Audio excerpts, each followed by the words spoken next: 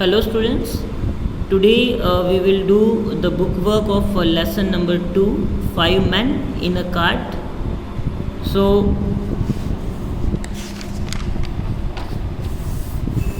I am starting the bookwork section with learning words. Here is your first part of your bookwork, learn words. Choose the correct words from the box and fill in the blanks. अब यहाँ पर देखो बेटा, हमें सबसे पहले समझना है कि इंग्लिश में लिखा क्या हुआ है। देखिए, चूज़ का मतलब होता है चुनना, कि हमें यहाँ पे चुनाव करना है, चुनना है। Choose the correct words, correct यानी कि जो सही जो वर्ड्स हैं, जो करेक्ट जो वर्ड्स हैं उनको चुनना है। फ्रॉम द बॉक्स, बॉक्स में से। अब देखिए यहाँ पर ये एक बॉक्स दे रखा है हमें, तो इस बॉक्स में से हमें वर्ड्स को चुनना है। एंड फिल, फिल का मतलब होता है भरना, फिल करना। इन द ब्लैंक्स, ब्लैंक होते हैं खाली जगह। तो ये यहाँ पर देखिए, अब a dash dash is a smaller than a truck. तो यहाँ पर ये जो खाली जगह छोड़ी हुई है वहाँ पर हमें इसमें से कुछ फिल करना है। तो चलिए देखते हैं सबसे पहले कि क्या पूछा हुआ है और इसका मतलब क्या है। एक कार्ट, कार्ट क्या होती है चलिए देखते हैं। So this is a cart, इसको एक कार्ट बोलते हैं हम। और ये जो कार्ट है ये ट्रक से छोटी होती है या बड़ी होती है? वेरी गुड, छोटी होती है। चलिए यहाँ आ जाते हैं। तो यहाँ पर हो गया a cart is smaller than a truck. Smaller then, ये कंपैरेटिव डिग्री है। हम जब आपकी नेक्स्ट क्लास में आएंगे तो इसके बारे में डिटेल से करेंगे। A cart is smaller than a truck. Smaller than का मतलब है कि से छोटी होती है। इट्स स्मॉलर देन, से छोटी होती है। किससे छोटी होती है? अ ट्रक, एक ट्रक से एक कार्ट छोटी होती है। चलिए आगे बढ़ते हैं। A lane is narrower than a road. Narrower, narrow का मतलब होता है संकरा, पतला, तंग, है ना, या बीड़ी बीड़ी जो सड़कें होती है ना, संकरी संकरी, उनके लिए भी ये नैरो वर्ड यूज़ किया जाता है। नैरोवर का मतलब होता है, यहाँ पर कंपैरेटिव में आ रहा है कि सड़क की तुलना में एक लेन जो होती है वो नैरो होती है, वो थोड़ी तंग होती है, वो थोड़ी संकरी होती है। तो ये हो गया, यहाँ पर हमने कर दिया लेन। लेन और रोड में फ़र्क है, रोड बड़ी होती है, लेन छोटी होती है। A pond is similar than a lake. Pond का मतलब होता है बेटा तालाब, और लेक का मतलब होता है झील। तो ये जो पॉन्ड है, जो तालाब है, वो स्मॉलर होता है, यानी कि वो छोटा होता है किससे? देन अ लेक, कि एक झील से एक पॉन्ड जो है वो स्मॉल होता है। Coming to the next, a rock is heavier than a pebble. कि एक जो रॉक है, रॉक का मतलब होता है एक पत्थर बड़ा, है ना। बड़े से पत्थर के लिए जब हम बात करते हैं तो रॉक यूज़ करते हैं, चट्टानी जो पत्थर होते हैं। A rock is heavier, heavier होता है हैवी का कंपैरेटिव। हैवी का मतलब होता है भारी, और हैवी का ऑपोजिट हो जाता है लाइट। तो हैवियर देन यानी कि से भारी होता है, is heavier then a payable, कि एक रॉक जो है वो एक पेबल से हैवियर है, यानी कि से भारी होता है। अ turban is bigger than a cap. Cap हम लोगों ने देखी है, टर्बन भी हम लोगों ने देखी है ना। तो ये जो टर्बन है वो कैप से छोटी होती है, बड़ी होती है? ऑब्वियसली बड़ी होती है। तो हम यहाँ पे फिल करेंगे अ turban is bigger than a cap. अब ये टर्बन क्या होती है? कैप तो सबने देखी हुई है, जो टोपी जो पहनते हैं वो टर्बन होती है बेटा। ये हमारे जो सिख समाज में जो ये पगड़ी पहनते हैं, या जो साफ़े टाइप का जो एक कपड़ा होता है जिसको साफ़े की तरह लपेट करके सिर पर पहना जाता है, तो उसको हम बोलते हैं टर्बन।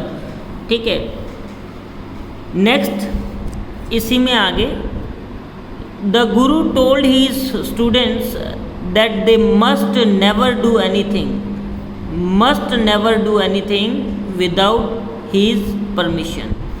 कि गुरु ने, टोल्ड का मतलब बताया था, ही स्टूडेंट्स अपने स्टूडेंट्स को, उसके स्टूडेंट्स को, दैट कि दे मस्ट नेवर डू एनीथिंग, कि उनको कोई भी काम नहीं करना चाहिए विदाउट हिज परमिशन, मतलब उनको कोई काम उसकी परमिशन के बिना नहीं करना है। परमिशन होता है अनुमति।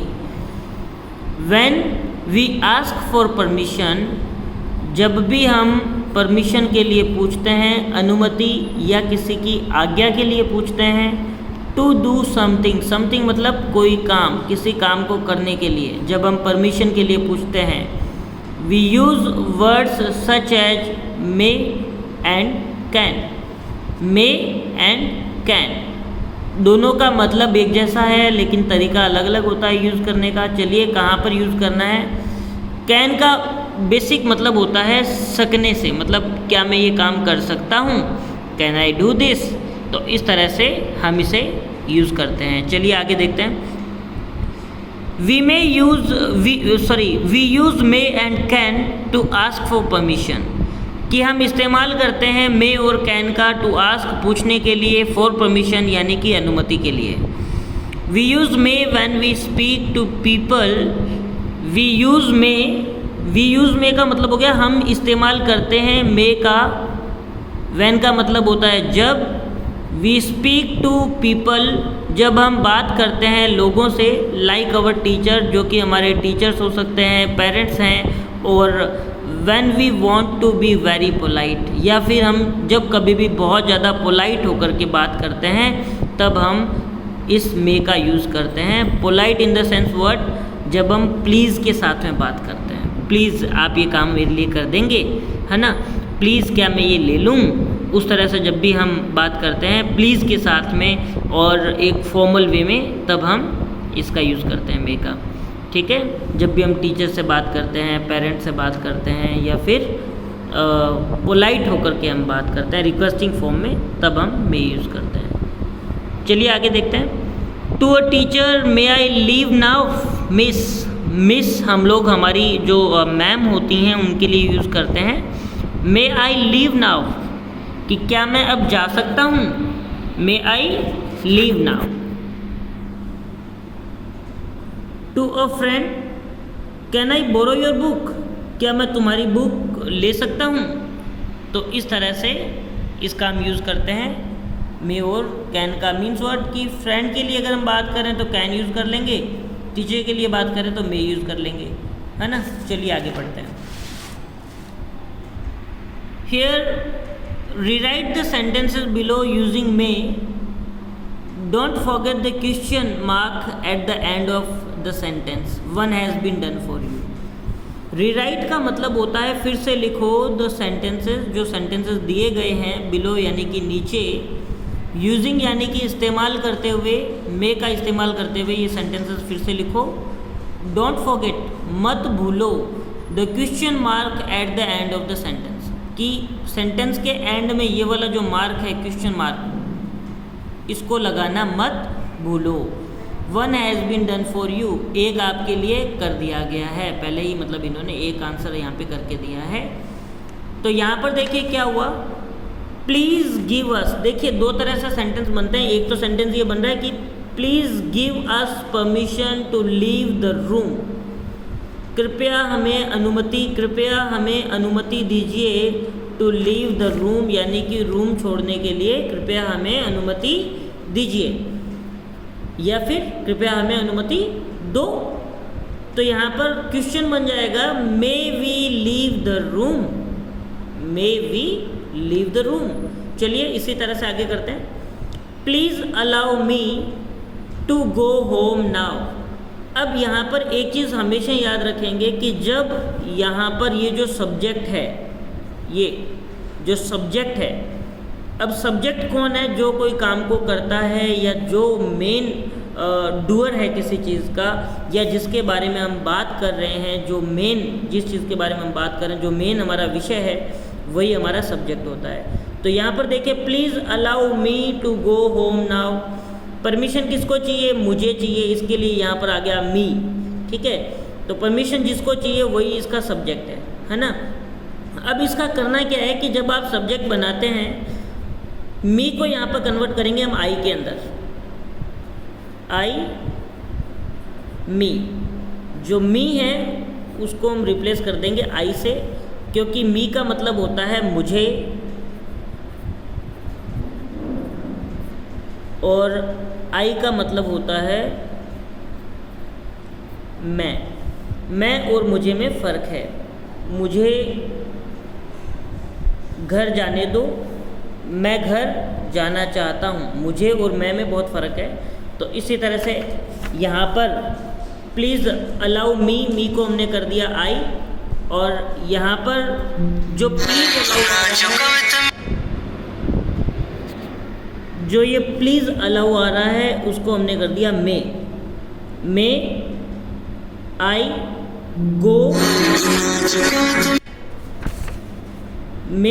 Go to home now.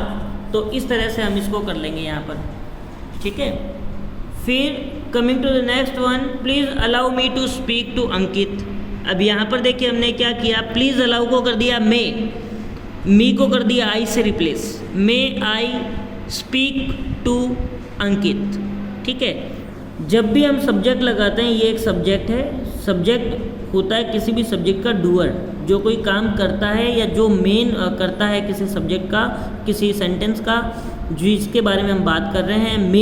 Main जो सब्जेक्ट है उसकी बात कर रहा हूँ। मे आई स्पीक एक वर्ब है। वर्ब होती है क्रिया, कि जब भी हम कोई काम करते हैं तो करने की जो क्रिया है वो हमारी वर्ब है। जैसे मैं बोल रहा हूँ, स्पीकिंग, काम क्या कर रहा हूँ मैं, बोलने का काम कर रहा हूँ। तो ये जो स्पीक है ये एक वर्ब है। बाकी हम जब फेस टू फेस बैठेंगे तो मैं आपको डिटेल में बताऊंगा और बहुत इजी तरीके से हम लोग इन सब चीज़ों को सीखेंगे।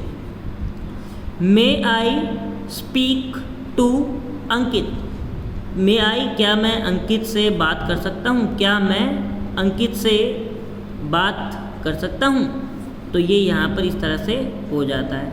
चलिए next, please give me permission to use the phone. Please give me, give का मतलब होता है देना, मी का मतलब होता है मुझे।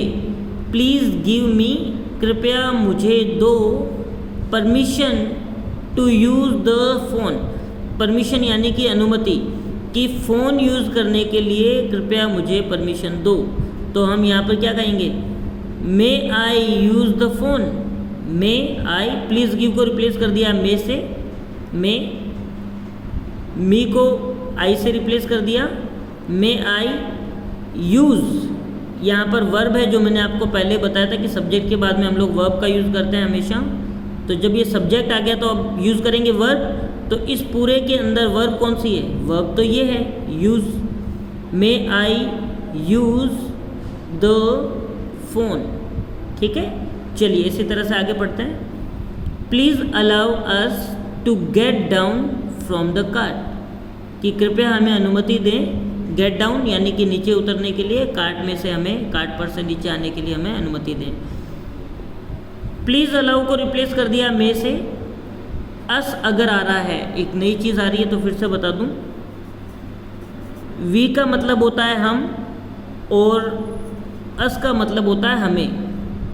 अब यहाँ पर दो अलग अलग तरह से सेंटेंस बनते हैं, हम, हमें, हम और हमें। हम घर जाना चाहते हैं, हमें घर जाने दो। तो दोनों ही सेंटेंसेस में बात एक ही है, जिस सब्जेक्ट के बारे में हम बात कर रहे हैं, हम और हमें में कोई फ़र्क नहीं है, किसी भी तरह का कोई फ़र्क नहीं है। चलिए यहाँ पर आते हैं फिर से। Please allow us to get down from the cart. तो मैंने यहाँ पे कर दिया मे वी, अस को रिप्लेस किया वी से, may we get down from the cart. From the cart यानी कि कार्ट में से क्या हम नीचे आ जाएं, मतलब पूछने के लिए हम अनुमति मांग रहे हैं, तो हम यूज़ करेंगे may we get down from the cart. इसी तरह से लास्ट है, please let me have another slice of cake.